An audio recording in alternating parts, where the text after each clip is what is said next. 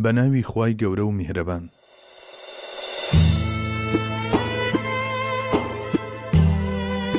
نهێنی بەندایەتی لە ڕووکردنە جەنابی حەق و پەرستش و دوعاکردندا نهێنیەک هەیە بە ناوی نهێنی بەندایەتی.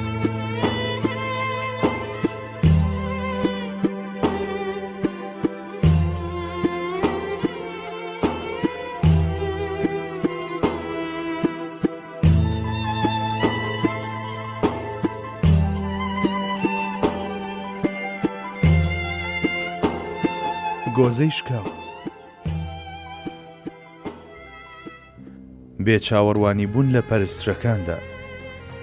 بەڵێ کە باوەڕدار لە نهێنی بەندایەتی و پەرستش گەیشت، ئیتر هەموو کارەکانی بە خۆشنودی خواوە دەبەستێتەوە و هەوڵ دەدا تەنها لەو دەرگایە بدا کە بەڕووی ڕەزامەندی خوادا دەکرێتەوە.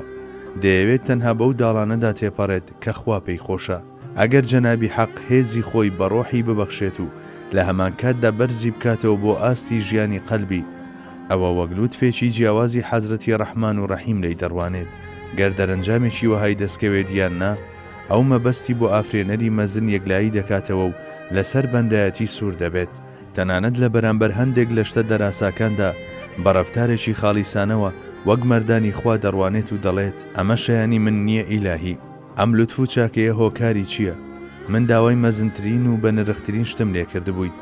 من داوای تۆم کردبوو خوایە تۆ ببە بەهی من، ئیتر گەر هیچی تریشم نەبێت گرنگ نییە، چونکە تەنها ئەو کاتە هەموو شتێکم دەست دەکەوێت و لە هەژاری ڕزگارم دەبێ کە تۆ بۆ من بیت. بەڵێ ئەو کەسە ئەمە دەڵێت و لەو پەڕی هەستی بەندایەتیدا دەژی. لەم ڕێسەختەی ژیاندا تەنها کەسە بێچاوەڕوانیەکان لە ڕێجێ نامێنن. ئەوانی تر هەردەم ئەگەری پێ هەڵخلیسکانیان هەیە. دڵی مرۆڤی بێچاوەڕوانی هەردەم بە وشانەوە لێدەدا. پەروەردیگارە، تۆ نیعمەتە نەبراوەکانی خۆتت بێ بەرامبەر بە من بەخشیوە.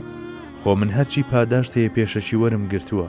بەخششی ژیانت پێم داوە و شەرەفمەندت کردوم بەوەی وەک مرۆڤ دروستت کردوم.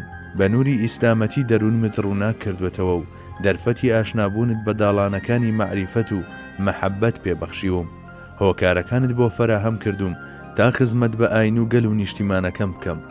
من هەموو ئەم پاداشتانم پێشەچی لای تۆ وەرگرتووە و تۆش لە بەرامبەر ئەم هەموو بەخشەشەدا ڕاستسپاردوم بە ئەنجامدانی خزمەتگوزاریەکی پڕچێژ و ئاسان و سانای وەک بەندایەتی و پەرستش. جا ئەوەی ئێستا لەسەر منە بریتە لەوەی لەو چاکانەی پێت بەخشیوم بۆ بەدەستێنانی ڕەزامەندی و خۆشنودی تۆ بەکاری بهێنمەوە و تا هێزم تێدایە بەندەی تۆ بم، پاشان پەنابەرمە بەر ڕەحمەت و کەرەمی تۆ. بەڵێ لە بەرەم ڕاستیانەیە کە دۆستانی خوا زۆرجار لە دوعاکانیاندا بەم جۆرە پاڕاونەتەوە. پەروەردیگارە، لە کاتێکدا ئێمە پێویستیمان بەبوون یاخود بە هەر شتێکی دی نەبوو، تۆبوون و هەموو ئەو شتانەش کە پێویستمان نەبوو وەک نیعمەت پێت بەخشین.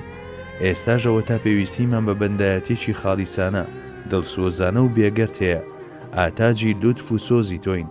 هەرگیزیش نەمان دەتوانی بیر لەبوون بکەینەوە. بۆ نمونە مرۆڤمان هەرگیز بە خەیاڵدا نەدەگوزەرە، نەدەکرا بگوزەرێت. ئەمانە شتانێک نەبوون پێویست بن بۆمان، بەڵام تۆ بە کەرەمی خۆت پێت بەخشین. دەی لەمە بەدووە بۆ ئەوەی لەسەر پێ بتوانین بوەستین زۆرمان پێویست بە تۆیە. بۆ ئەوەی سەرسم نەدەین و نەکەوین زۆرمان پێویست بە تۆیە. بۆ ئەوەی لەسەر شاڕی بەهەشت بمێنینەوە زۆرمان پێویست بە تۆیە. بۆ ئەوەی پێمان لە تەڵی لاوازیەکانمان نەگیرێت و بتوانین بەرەو ڕەزامەندیت هەنگاو هەڵبگرین زۆرمان پێویست بە تۆیە. ئەی پەروەردیگارە، لوتفی ئەو شتانت لەگەڵ کردین کە پێویستمان نەبوو، داوای ئەو شتانش کە پێویستمانە لە تۆی دەکەین.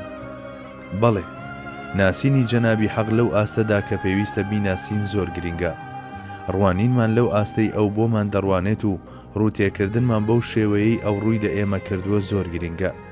چ بڵێم ئیدی؟ ئەمەش هەر لە دەرگانەی ئەو داوا دەکەم و دەڵێم پەروەردیگارە، خۆتمان پێ بناسێنە و مەعریفەتت بخان نێو دەروونمان و بە خۆشەویستیت ڕۆحەکانمان تێر بکە.